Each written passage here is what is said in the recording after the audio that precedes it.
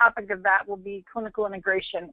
We're going to talk just a little bit about clinical integration today, but maybe just enough to give you a lot of questions. So hopefully we can address that again later on. If you have questions, feel free to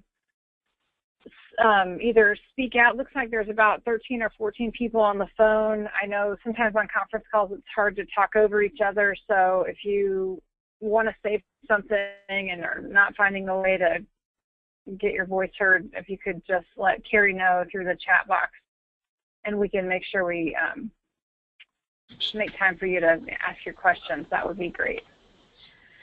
So I think the timing is good for us to talk about the state of KCMPA right now. I feel like the organization is kind of at a crossroads, and I wanted to share with you my thoughts about kind of where we are, where we can go in the future, and so that you all can be thinking as members of KCMPA what your role going forward is going to be in KCMPA, and you can think about other projects that your practice may be working on, alliances that you're building around town, and how those could play through KCMPA or with KCMPA. So that's what the point of this webinar is today. I hope to talk with you about where we are at on membership, what capabilities we have in place currently, the projects that we're on now and have potential to work on in the near future, and then a bit about finances. So KCMPA is right around just over 300 providers, and that includes physicians, nurse practitioners and PAs, some allied health providers that are not physicians, like custom chiropractors and physical therapists, and so a few facilities, like a couple of imaging centers, home health. So that's roughly 56 different organizations that are practices that are members of KCMPA. We're about a third primary care and 2/3 specialists in KCMPA, and I believe there's 6 or so allied health members, which would be non-physician groups. As you're aware, we have another organization called KCMPA ACO that is about 90 adult primary care providers in 12 practices. All of those providers, as you'll recall, are members of KCMPA, so they're included in the 320 that's listed up there. And so I'm into my 3rd year working here, so we're in 3rd year of operations. KCMPA has been around for about 4 years, a little more than 4 years. The first year, you'll recall, was spent around really trying to build a coalition and figure out who the members were all going to be, and identifying some projects that would generate some funding in order to develop capabilities. And so the capabilities that we've developed after that are listed here on your screen.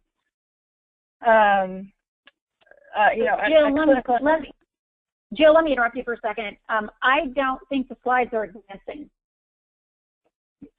You don't think they're advancing? No, what I'm seeing is the viewer view is still on the front slide.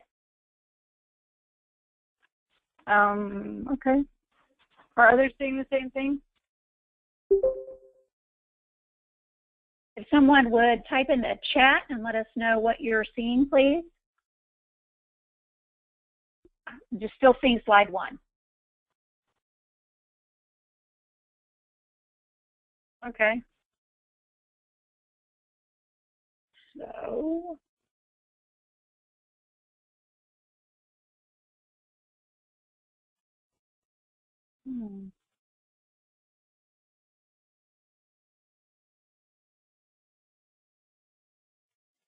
let's see. The screen that we're seeing shows it's still in like edit mode. We're not seeing from the beginning in slide and presentation mode. Okay. Let's see.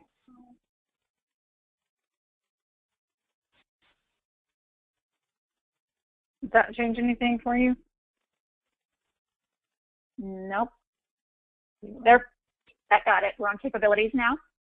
Yes. Okay. Perfect. Thank you. Okay. I'll leave it like this. So we have a clinical integration strategy, which is a way to connect separate tax ID numbers around one set of clinical priorities. I'm not going to talk today about the tools that we do that. So if you have questions about those things, either email me offline or we can talk about that later. Many of these we've covered in the past, but so altogether these make up a clinical integration strategy. So the ability to aggregate data from multiple EMRs and really multiple sources. We could get data actually from an EMR at all. The ability to successfully report data as a single reporting entity, as we have done twice now into GPRO, which impacts all the PQRS requirements for the practices that were involved in that. We have a patient registry where we can together focus on a cohort of patients that we have in common, and lots of capabilities under that to stratify those patients around different quality measures or utilization measures, so that we can be targeting patients that need improved quality in their care and our high-cost patients as well. We have a dietitian who is on staff at KCMPA that is available to KCMPA practices to consult with your patients. We have a certified diabetes educator who works actively in a number of our clinics, providing diabetes education on a regular basis, and is scheduled through part of those practices' normal scheduling processes. We have clinical pharmacists available through our partnership with Tria Health. We have patient-centered medical home support for practices that have achieved that designation, for practices that would like to achieve that designation, and also for specialty groups that are interested in what patient-centered concepts mean for their own practice and specialty, and would like to begin to explore what transformations would need to happen in their practice to become more patient-centered. We have a good deal of experience with practice transformation and redesign, so if you're wondering how would I stop doing things that I'm doing now and do them differently in order to be better aligned with value-based contracts rather than volume-based contracts, we have expertise in KCMPA to help you begin to understand that. We have the ability to understand claims data, to receive claims data from a payer as we do from Medicare, and get some analysis done of that to help us understand where are our high costs coming from, which practices, which providers, which facilities, all of that, so we can begin to understand as an organization what kind of interventions can we develop together to help bring down those costs. We have, as you know, we started with an extensive care coordination team that has evolved a bit, but we certainly have expertise around care coordination and moving beyond care coordination now into care management of the patients who need the highest amount of oversight and watchful management. Those are capabilities we have. Of course, we have exchange as it's a pretty impressive list. You know, it's certainly all a work in progress, and there is refinement that could be made to all of these items, but they all exist. And this collection of capabilities and skills in an organization, you know, particularly a physician-owned organization, is pretty far ahead of the rest of the market, honestly. There's not a lot of even integrated systems that can do the breadth and depth of things that we can do to approach value-based contracts and all of that. So I tell you that because, you know, this is an organization that you all own and helped start and are very much, you know, a part of its thriving and existing, and I want you to know what those capabilities are, whether or not you're utilizing them yourselves, so that you can begin to think about, oh, if I have an organization that can do those kind of things, what could I do? You know, what does that mean to my practice? What opportunities can I think of that could involve KCMPA? So next, I want to move on to projects. We have a number of projects underway. Probably the one that has taken the most time and attention over 2+ years is our Medicare ACO. It's part of the Shared Savings Program. We are right in the middle of writing our renewal application for our second 3-year contract, which will run from January 1, 2016 through December 31st of 2018. The opportunity to remain in an upside-only arrangement with Medicare, which makes it much more appealing than the prospect of having to go to downside risk as well. We have extended the offer to all practices to join. If you want to become part of an ACO, you have that opportunity through KCMPA. Signed participation agreements are due next week, next Monday actually. If this is too fast for your practice, there's opportunities in the future for you to join, you know, in 2017 or 2018 if that's something that you need more time to think about. But I think it's a good opportunity for practices to get involved now. There's no risk at all to your group. It's just an opportunity to learn more about what does being an ACO mean. The other project that we have is we are part of Humana's Medicare Advantage plan. That contract's been underway since January 1 of this year. There are performance payments likely to our practices yet this year, and shared savings potential starting in 2016, which would go to the ACO and then be distributed however the board agrees to do that. We're also looking at a Cigna Medicare Advantage plan. They are coming to the market with Medicare Advantage on January 1 of 2016. There is an intent to contract out to practices. Again, both primary care and specialty groups were extended that invitation, and those intent to contract forms are due back also by Monday. We've also been involved with Cerner's Primary Health Network. We're into our second year with that. We've been part of that since it began, which is a network that Cerner is building and taking directly to employers. There are a handful of employers involved, like Sprint and Black & Veatch and Hallmark, J.E. Dunn.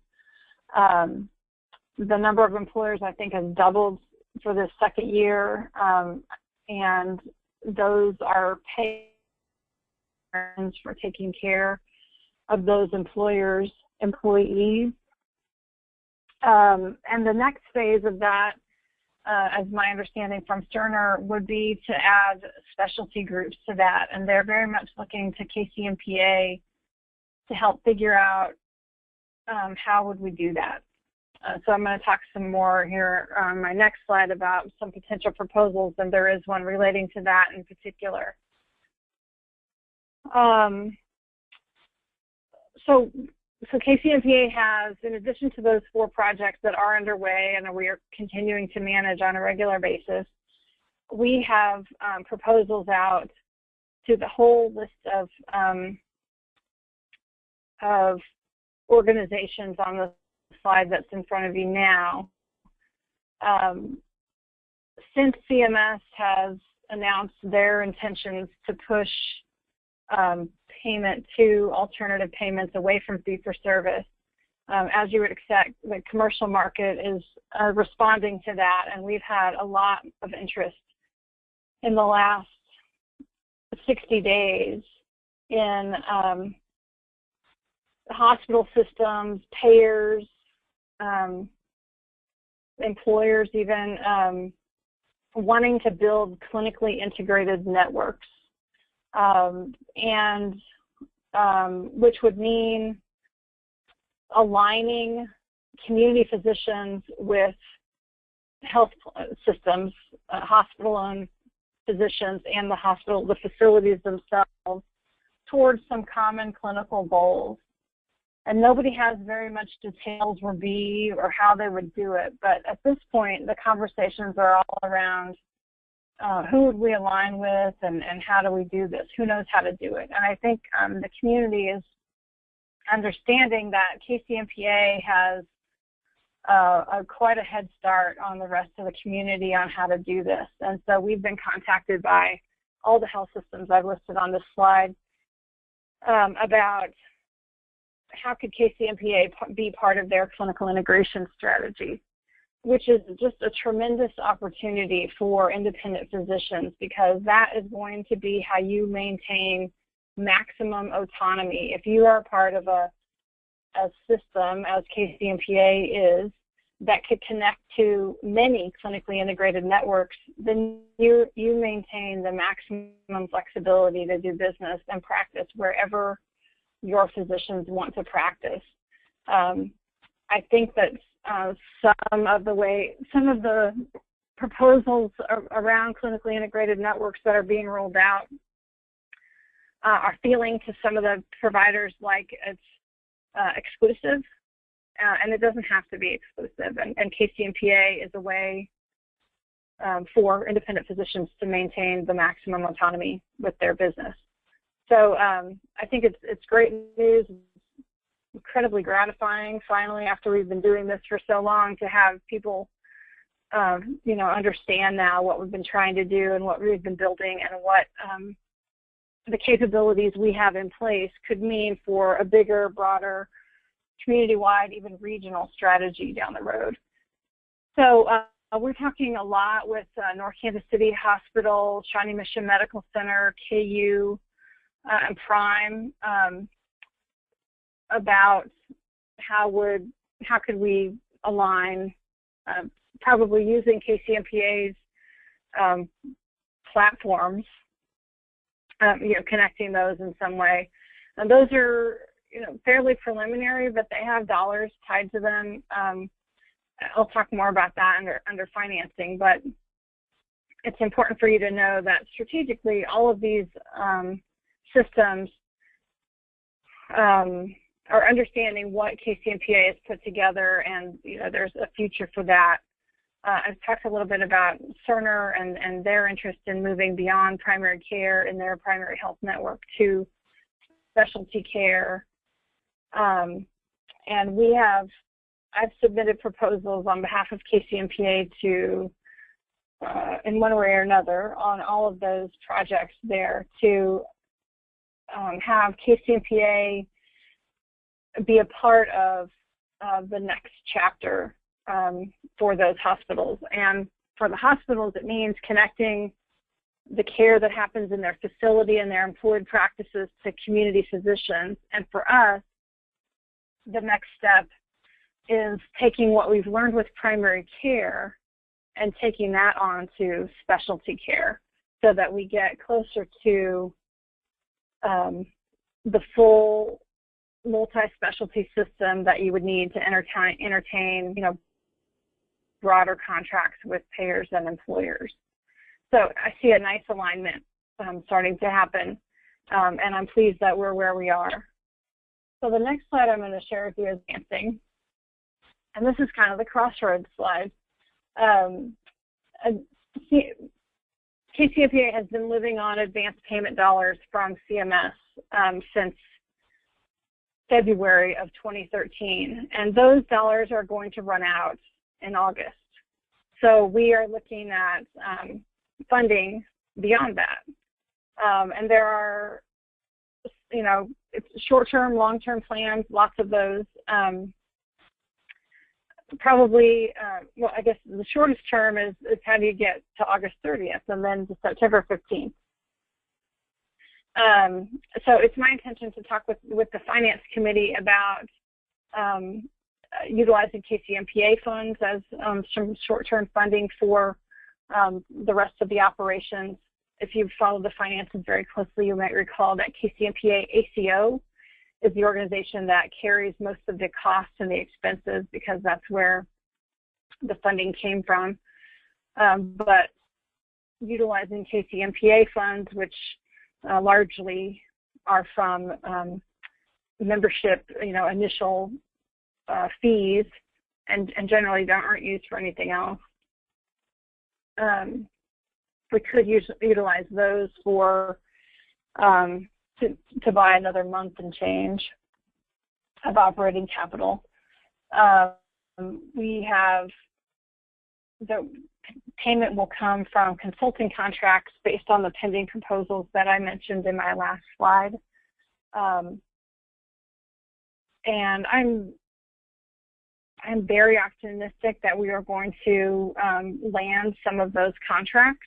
So I think that we're talking about, a cash flow issue.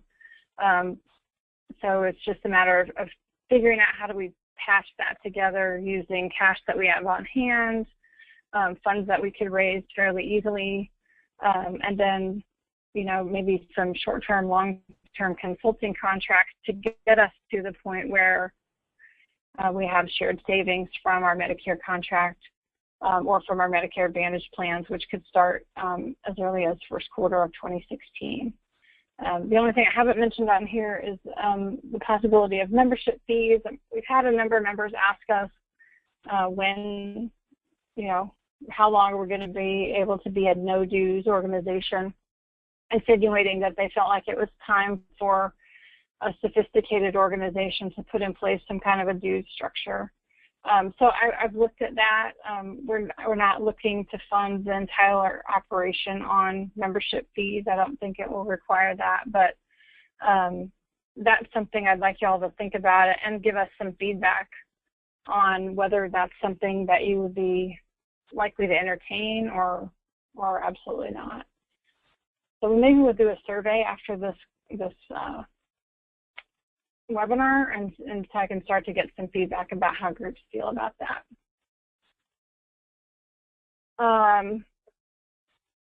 So a little bit of environmental scan of where I think our market is. We've talked previously. I've been a little bit disappointed that our Kansas City's market hasn't kept up with the pace that we would like to have evolved. As when this project was originally conceived, it was our plan that, well, first of all, that there would be savings generated that could fund the organization past the first 18 months. That was quickly unrealistic because of just CMS's processes and all of that. You wouldn't receive funding until well after that. And then also just how hard it is to actually achieve savings is an issue. Although I will remind you that we did achieve some savings in our first year, just not enough to be above the government's minimum savings threshold, so we didn't get counted. We didn't get credit for any of those savings. But anyway, I feel like the market is starting to move now. I think the number of inquiries we've had about clinical integration and how could KCMPA be involved in clinical integration strategies tells me that bigger provider organizations are starting to move. Cerner is certainly doing everything they can to push in that direction from at least with the employers that they're working with. I think even the broker community recognizes in our town that commercial contracts will likely be sold for 2017, which means this time next year they will be selling to employers networks that are developed for value-based contracts, which means we need to be ready to be that network. You may be aware that Blue Cross has convened an advisory task force on the community-wide, not just Blue Cross's, the whole transition from volume to value-based contracts. And I participate on that advisory task force, and so did 3 other KCMPA or 3 KCMPA practices. So there are 4 of us with some perspective on that in a group of about 24 people.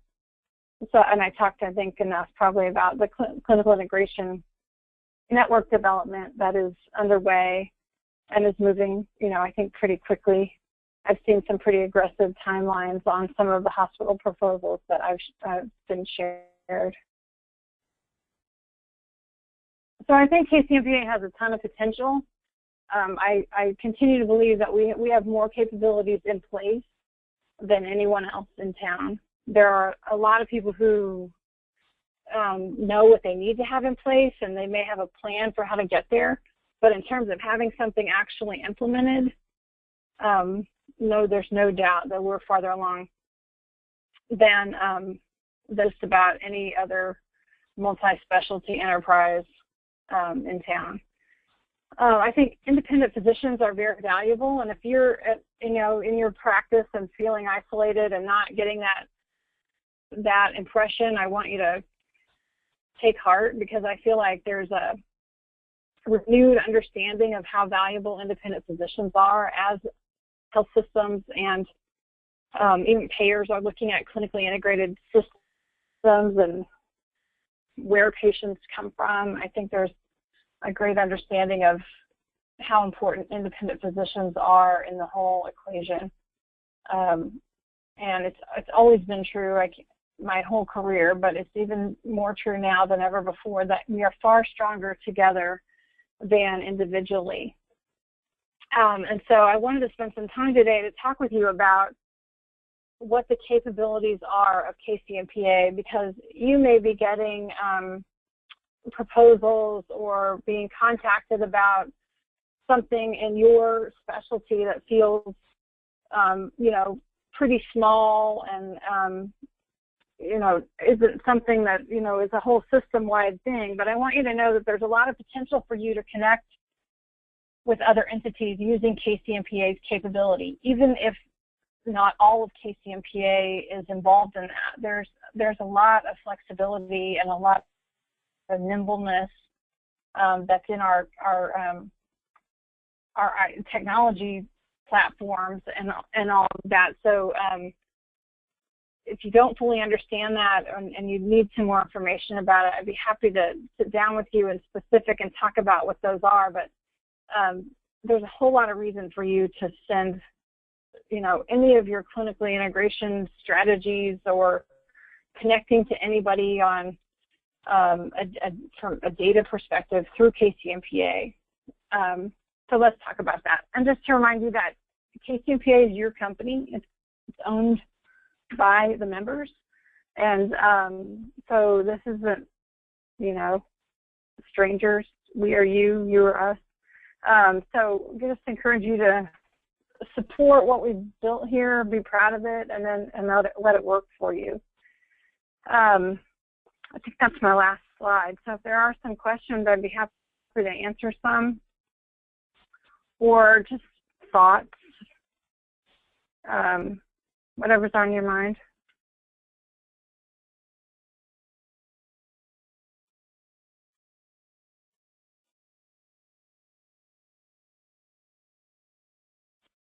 I have unmuted the lines now, so if you do have a question, you can either type them in the chat window or you can feel free to ask them. And I'm just going to put CD attached, and that way we've got that. All right, so, well,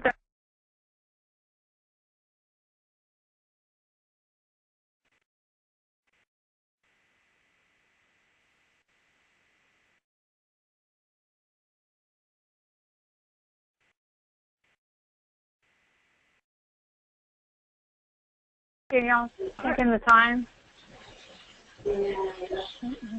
Okay. All right.